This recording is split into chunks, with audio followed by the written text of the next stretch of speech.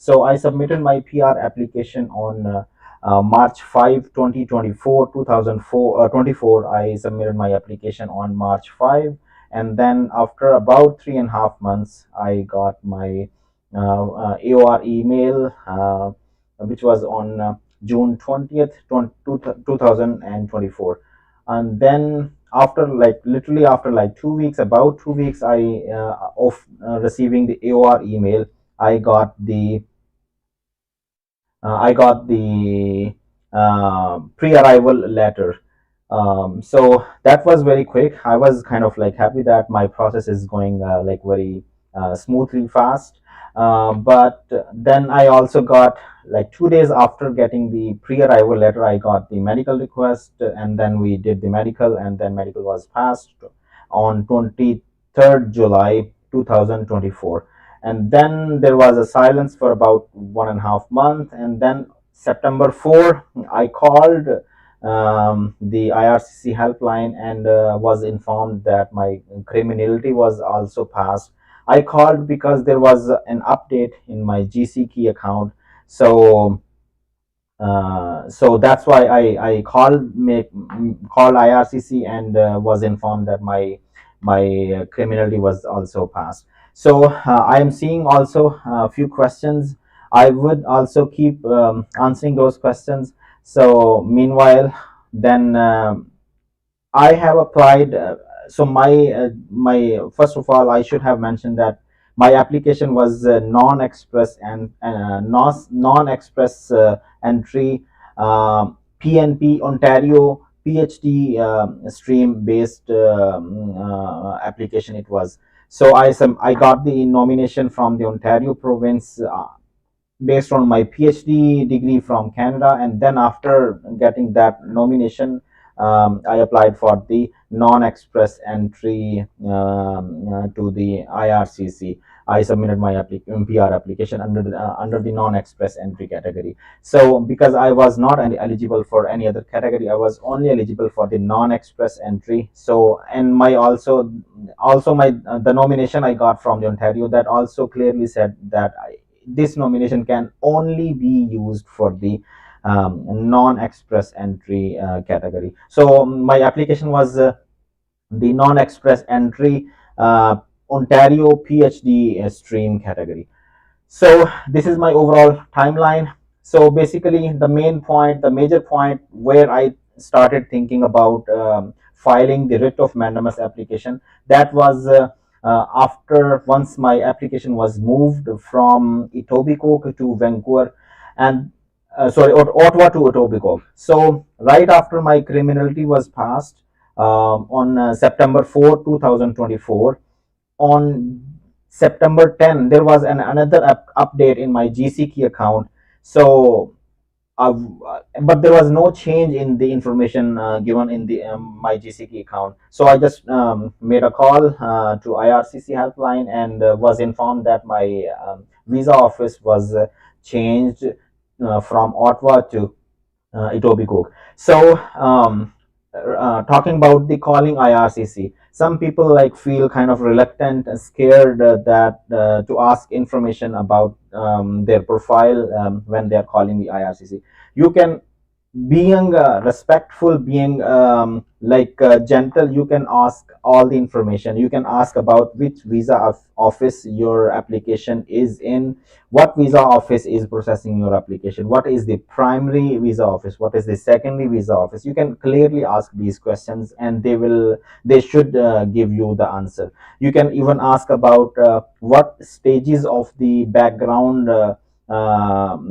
check has been completed. Like there are mainly generally three stages: criminality, info sharing, and security. You can clearly ask about these three different things separately when you are calling IRCC. You can clearly ask the IRCC agent about these three things: which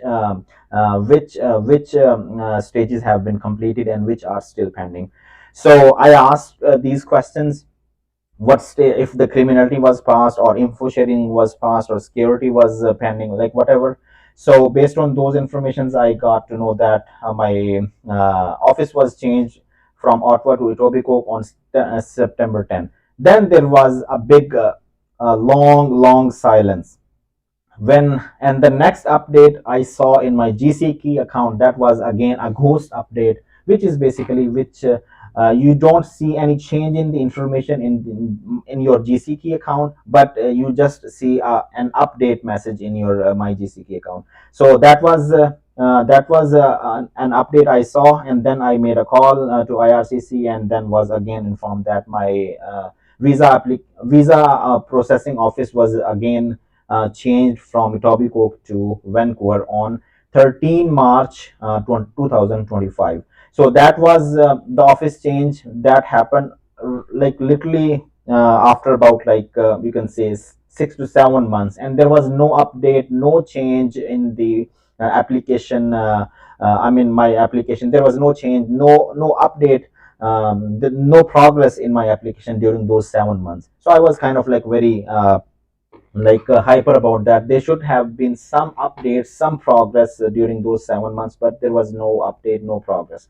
So March 13, and then after March 28, I got to know that my application has gone under a comprehensive security check. Again, how you would be thinking about like, how did I know that?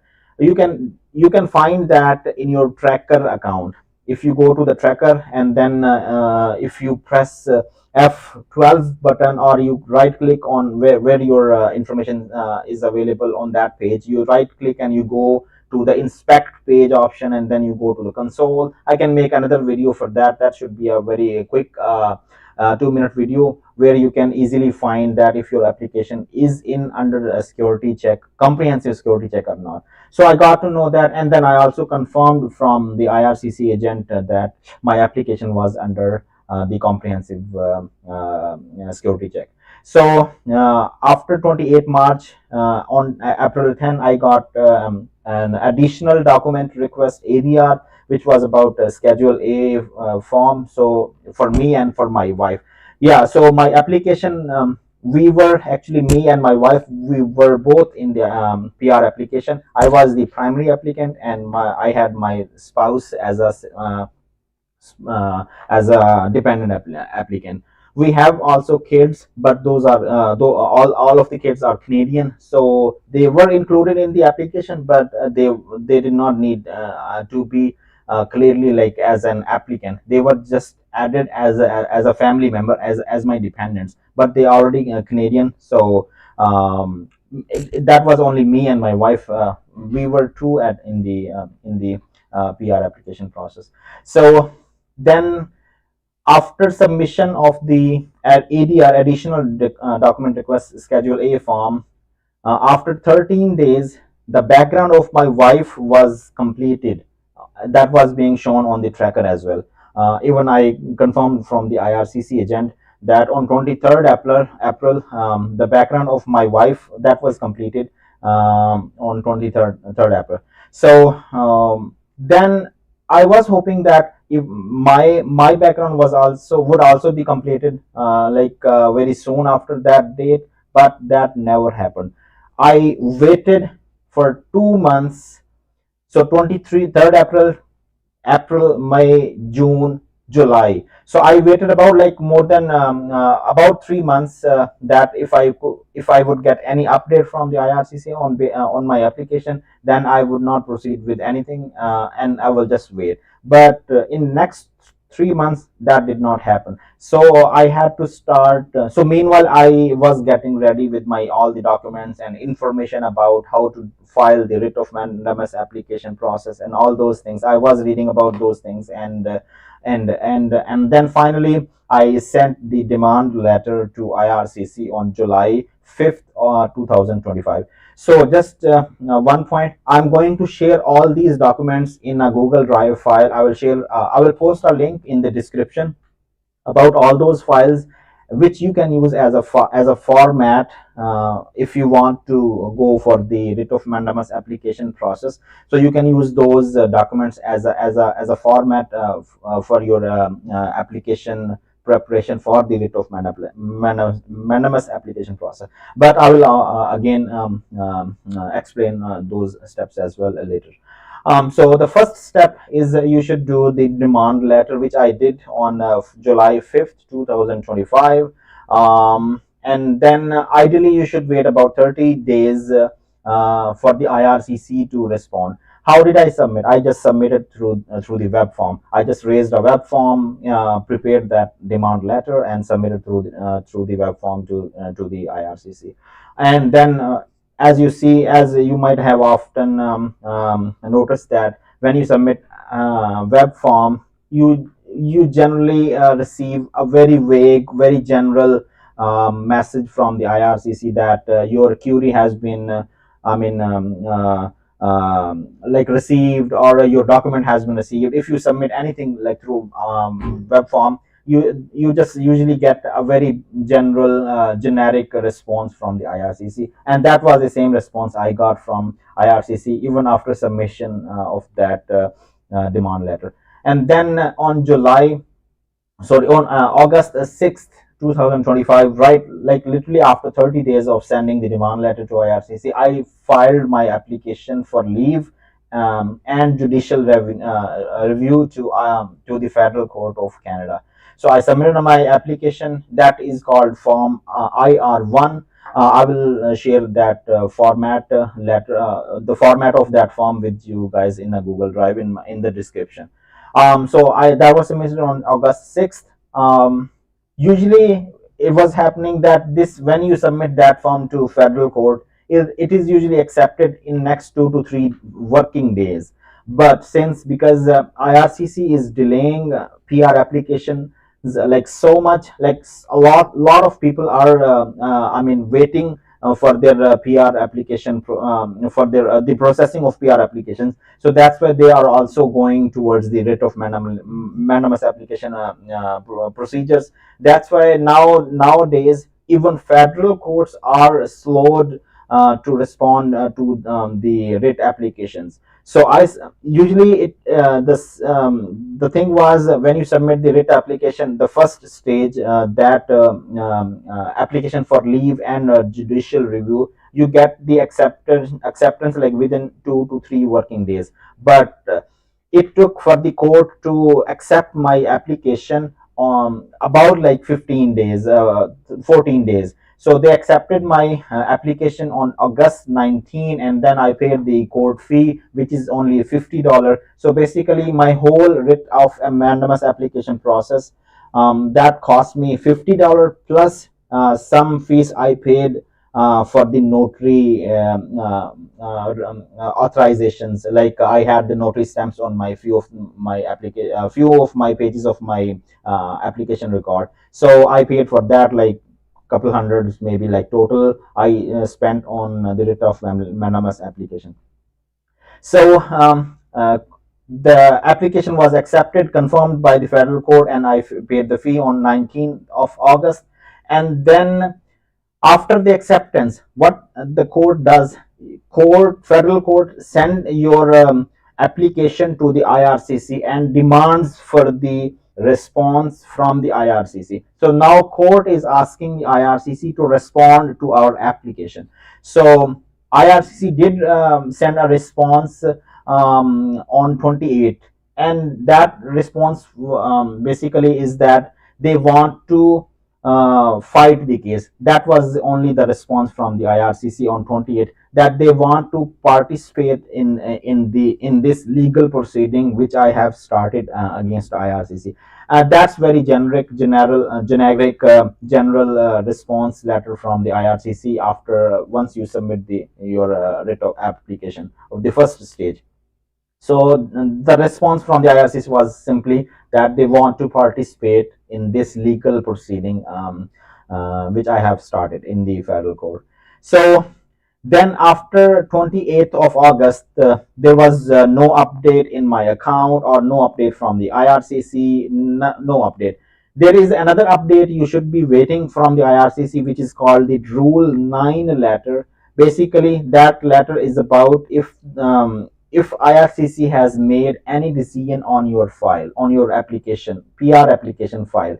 If IRCC has made the decision, they should send you a letter stating that they have made the decision. If they have not made the decision on your PR application file, they still will would send a letter called Rule 9 letter, where they will mention that they have not finalized or made a decision on your PR application. So basically, I was waiting for that letter. So August, I got the response from the IRCC, and then in throughout the September, no letter was arrived, no update was made from the IRCC. So finally, I submitted the application record, which is a stage 2, on October 6th.